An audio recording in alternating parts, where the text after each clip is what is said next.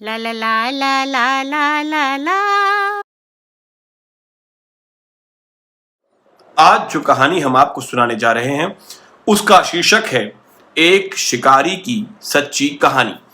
और 1902 की इस कहानी के लेखक हैं निजाम शाह। तो एक तीर से कई शिकार की ये कहानी कितनी सच्ची है ये तो सुनने के बाद ही पता चलेगा। तो आओ सुनो कहानी, एक शिकारी की सच्ची कहानी।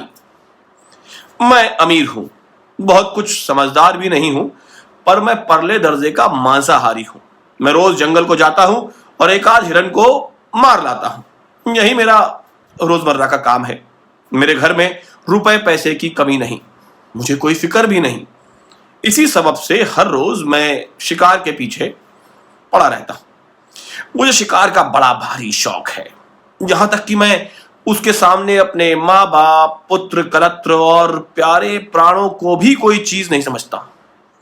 आप लोग मेरे कहने को अगर झूठ समझते हो तो आप एक दिन के शिकार का मेरा वृत्तांत सुन लीजिए। उस वृत्तांत को सुनकर मुझे भरोसा है कि आप यह अनुमान कर सकेंगे कि मुझे शिकार ज्यादा प्यारा है कि अपना प्राण। अच्छा, अब उस वृत्तांत को सुनिए। मेरे यहां आदमियों की कमी नहीं है। अगर मैं चाहूं तो शिकार को जाते वक्त एक की जगह कई आदमी ले जा सकता हूं, लेकिन मेरी आदत कुछ ऐसी पड़ गई है कि चोर की तरह चुपचाप अकेले जाना ही मुझे अच्छा लगता है। शिकार के हाथ लग जाने पर मुझे उतनी ही खुशी होती है जितनी कि चोर को मनमाना माल मिल जाने से होती है। एक दिन की बात सुनिए। गर्मी का मौसम था। पल पल पर गर्मी बढ़ती जाती थी और आदमी पानी पानी चिल्लाकर अपने गले को और भी ज्यादा सुखाते जाते थे। ऐसे वक्त में मेरे गांव के कुछ आदमी मेरे पास आए। उन्होंने कहा कि गांव के पास का तालाब करीब करीब बिल्कुल सूख गया है, बीच में थोड़ा सा पानी रह गया है। वही पानी पीकर हम लोग किसी तरह से अपने प्राण बचाते हैं। पर कई दिनों से रात के वक्त एक बहुत बड़ा जंगली सूअर वहां पर आता है। वो उस कुंड से पानी भी पीता है और उसमें लौटकर बचे हुए पानी को कीचड़ कर फैला देता है। इस वजह से वो पानी हम लोगों के पीने के लायक नहीं रह जाता। आप इसका कुछ बंदोबस्त कीजिए। ये सुनकर मुझे बड़ी खुशी हुई, क्योंकि मैं एक शौकीन शिकारी हूं और निशाना भी बहुत अच्छा लगाता हूं। मैंने उन लोगों से कहा कि आज चांदनी रात है, इसलिए आज ही मैं सुअर का शिकार खेलना चाहता हूं। तुम अभी जाकर तालाब के पास के पेड़ पर एक मचान बना दो। वो तो ये चाहते ही थे। उन्होंने फौरन ही एक मचान मेरे लिए तैयार कर दिया। रात हुई, 8 बज गए। मैंने खाने को खाया, अपनी मामूली शिकारी पोशाक पहनी, बंदूक हाथ में उठाई और एक भाला और एक पेशकब्ज भी हाथ में ले लिया। इस तरह साथ सामान से दुरुस्त होकर मैं उस तालाब की तरफ रवाना हुआ। तालाब के पास पेड़ पर मचान को देखकर मैं खुशी से फूल उठा। भाले को मैंने उस मचान के ठीक नीचे गाड़ दिया और चढ़कर उसके ऊपर आसन जमाकर मैं बैठ गया। वहां पर मैं बिल्कुल ही अकेला था, मगर मैं बड़ा निडर हूं। मुझे जरा भी डर नहीं लगा। वायु मंद मंद चल रही थी। उसने नींद को झटपट मेरी आंखों के सामने लाकर खड़ा कर दिया, मगर मैं उसके काबू में आने वाला आदमी नहीं। इसलिए उस बेचारी को मुझसे 2 गज दूर ही खड़ा रहना पड़ा। 2 गज की दूरी है बहुत जरूरी। इतने में कुछ दूर पर मुझे आहट मालूम हुई। मैं समझ गया कि वराह महाराज की सवारी आ गई। मेरा यह अनुमान ठीक निकला। तालाब के पास एक गुफा थी, वहीं पर वो सूअर आकर कंदमूल खोद खोद कर खाने लगा। मैंने अपनी बंदूक संभाली और इस ताक में लगा कि वो सूअर वहां से जरा और आगे बढ़े तो मैं उसे अपनी गोली का निशाना बना। इतने में एक और अजीब घटना हुई। जिस पेड़ पर मैं था उस पर एक बड़ा ही भयानक सांप चढ़ा आया। मैं कांप उठा। मैंने समझा कि मेरी मौत आ गई, मगर मैं चिल्लाया नहीं और ना ही उस सांप को अपने शरीर से अलग फेंक देने की ही मैंने कोशिश की। मैंने सोचा कि अगर मैं चिल्लाऊंगा या इस सांप को पकड़कर जमीन में पटकूंगा तो आवाज सुनकर वो सूअर भाग जाएगा अब आप समझ गए होंगे कि जैसा मैंने ऊपर कहा है, मुझे अपने प्राण उतने प्यारे नहीं है जितना कि मुझे शिकार प्यारा है। मैं पत्थर का हो गया, जरा भी अपने आसन को मैंने नहीं हिलाया। वो सांप पीठ से मेरे कंधे पर आया और कंधे से पेट की तरफ नीचे उतरकर उसने अपना फन मेरे एक पैर के अंगूठे और उसके पास की उंगली के बीच में डाला। अब मुझसे रहा नहीं गया, मैंने वहां पर उसके सिर को इस मजबूती के साथ दबाया कि वो सांप एक ही मिनट में फटक फटक कर वहीं मर गया। मेरे शिकार का पहला कांड यहां पर खत्म हो गया।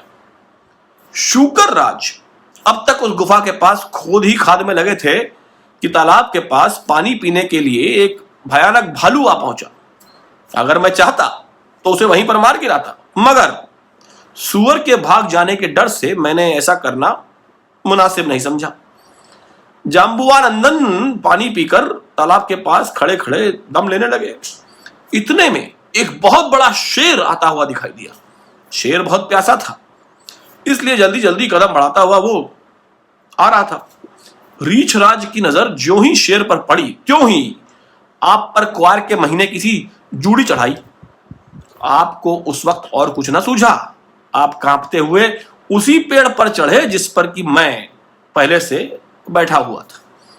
मेरे मचान के नीचे ही एक डाल थी, उसी पर वो आकर खड़ा हो गया और एक दूसरी डाल को अपने अगले पैरों से उसने खूब मजबूती के साथ पकड़ लिया। डर भी बुरा होता है। उस वक्त मारे डर के वो रीछ इतने जोर से कांपता था कि वो उतना बड़ा पेड़ भी हिल रहा था। मैं आपसे कोई बात छिपाना नहीं चाहता, मेरा बदन पसीने पसीने हो गया, मुझ पर खौफ गालिब हो आया। मैंने कहा कि अगर मैं शोर करूंगा या कुछ भी हाथ पैर हिलाऊंगा तो ये रीछ फौरन ही मुझ पर हमला करेगा। इसलिए मैंने साहस करके मैं वहीं पर जमा हुआ बैठा रहा। शेर तालाब के पास पहुंचकर उसने अच्छी तरह पानी पिया। वो किनारे पर बैठ गया और अपनी मूछें सुधारने और धीरे धीरे गुर्राने लगा। शेर मेरे मचान के बिल्कुल ही सामने था। यह हालत देखकर उस पर वार करने के लिए मैंने अपनी बंदूक संभाल ली। बस इस बीच में वो सूअर गुफा की तरफ से चला और तालाब के पास आया। आहा, वो सूअर था का हाथी का बच्चा, ऊंचाई में करीब करीब 6 फुट था। उसके 2 दांत हाथी के दांतों के समान बाहर निकले हुए थे, तो इतने बड़े और मजबूत थे कि 3-4 फुट घेरे के तने वाले पेड़ को तो वो एक ही आघात में गिरा सकता था। उसे देखकर ये शंका होती थी कि कहीं प्रत्यक्ष दूसरे वराह जी तो नहीं अवतार लेकर आ गए। आपने सुना होगा कि बड़े बड़े जंगली सुअर शेर से नहीं डरते। सुअर के पहने पहने प्रकाशमान दांतों को देखकर शेर को सुअर पर हमला करने का साहस नहीं होता था। सुअर को सामने आता देख मेरे शिकारी जोश ने जोर पकड़ा। उस भयानक अवस्था में मैंने कंधे पर बंदूक रखी और सुअर को लक्ष्य करके गोली छोड़ दी। यकायक दन्न की आवाज हुई, सुअर को गोली लगी, मगर उसने समझा कि सामने बैठे हुए गुर्राने वाले शेर ने मुझ पर यह चोट की है। बस एकदम से वो शेर पर टूट पड़ा। दोनों में बड़ा भयानक युद्ध हुआ। आखिरकार वनराज को शूकर राज की कराल डाढ़ों का चवैना हो जाना पड़ा। इधर मेरी गोली के आघात से वराहजी भी स्वर्गलोक को सिधार गए। यहां पर मेरे शिकार का दूसरा कांड भी समाप्त हुआ। आपसे मैं कह चुका हूं कि एक भाला मैं घर से लेकर आया था और मचान के नीचे ही उसे मैंने सीधा खड़ा कर दिया था। ज्यों ही मेरी बंदूक से गोली छूटी और दन्न से आवाज हुई, त्यों ही नीचे डाल पर बैठे हुए रीछ ने समझा कि वो उसी पर छोड़ी गई है। इससे मारे डर के उसके हाथ से वो डाल जो उसने हाथों से पकड़कर रखी थी सहसा छूट गई। रीछ डाल से नीचे गिरा, मगर जमीन पर पहुंचने के पहले ही मेरा भाला उसकी छाती को पार कर गया। जरा देर में उस रीछ का भी काम तमाम हो गया और उसके साथ मेरे शिकार का यह तीसरा कांड भी तमाम हो गया। इस बहादुरी के लिए आप चाहे तो मुझे शाबाशी दें, चाहे मेरी सिफारिश करके गवर्नमेंट से विक्टोरिया क्रॉस का कुछ पदक दिला दें, मगर अब मैं कभी बंदूक हाथ से ना उठाऊंगा।